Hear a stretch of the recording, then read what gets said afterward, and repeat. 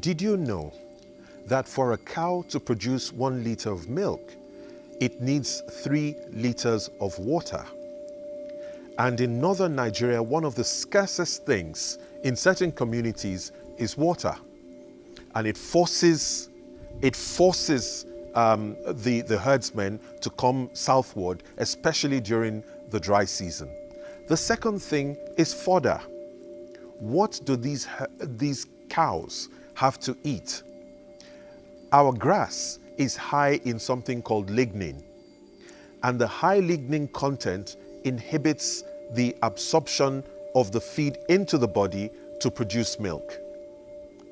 So we don't have the right types of grasses and fodder for these animals. From research we did in my organization, we were able to identify that this problem has been solved before in East Africa. In East Africa, there's a hybrid of the elephant grass that is called Napier grass.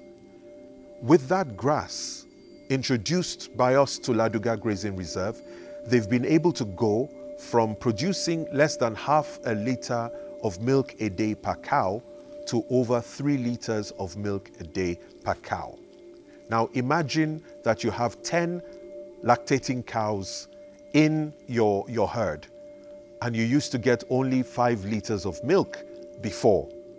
Now, just because you've changed the feeding, and this change comes after only 2 weeks of feeding the cows with this new grass, now you're getting 15 liters plus of milk a day. 1 liter of milk was selling for 100 naira per liter. So you were getting what? 500 naira from your herd. Now today, instead of 500 naira, you're earning 1,500 a day. That is a serious increase in anybody's income, both in percentage terms and real terms for those families. Not only that, but when they process their milk, they boil it, losing 20% of the milk by volume. We taught them instead how to produce milk and pasteurize it through the indirect heating method, where they lose none of the volume. So again, we save them 20% of the money they were losing through processing. The women would then take that milk to the market, and the milk spoils in a matter of hours. So when they get to the market, the buyers also sit looking at them and looking at their watch, because they know after a time the women will either throw away the milk or sell for any price that you're willing to give them. And that is the life that they used to go through.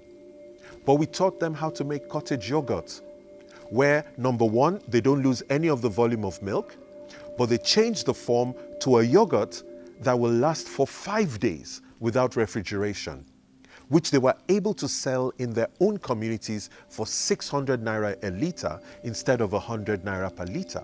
That is a 6-fold increase in the price they are earning for their milk per liter. And the production price is like 150 naira on top of the price of the raw milk. So for something that costs you 250 naira to make, you're selling at 600 naira. That is major change.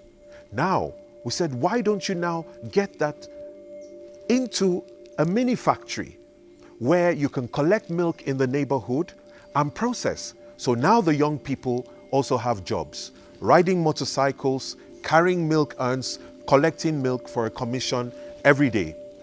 And they get like 20 naira per liter of milk, collecting from the communities and bringing to the factory. The factory produces, and then another set, the bicycle boys take out the sachet yogurt, the yogurt in small bottles, and take it round to the community again. So even jobs are created.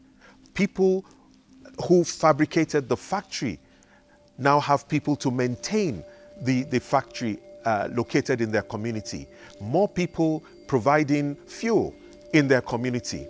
More people repairing bicycles and motorcycles in their community.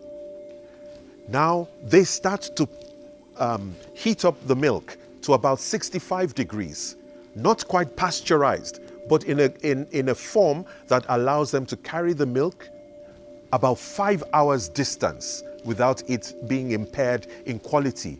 Now they're beginning new models, especially the Kano Dairy Union, that have learned from the folks in Ladoga, are now creating an aggregation model where they are supplying the major companies. Now the companies are all rushing towards those formerly impoverished communities in order to invest. So some have sunk boreholes in order to give them cleaner and greater access to water. All sorts of things are beginning to happen. The Kaduna state government in this instance then thought about the infrastructure and let out the contract to improve the access roads to the community. So what I'm saying is that if you innovate to help people develop, and this innovation leads to improvements in income that are sustainable, and this income is inclusive because the women, the youth, the disabled, everybody else in the community is benefiting from it, and what they're producing can be integrated into the more formal value chains. Investment will be the result. The private sector is not stupid. They know when they're onto a good thing. They don't need the government, they will do it. And as soon as the government starts to see investment going into the sector, they are inspired to strengthen the infrastructure. And that is the pathway to infrastructure building.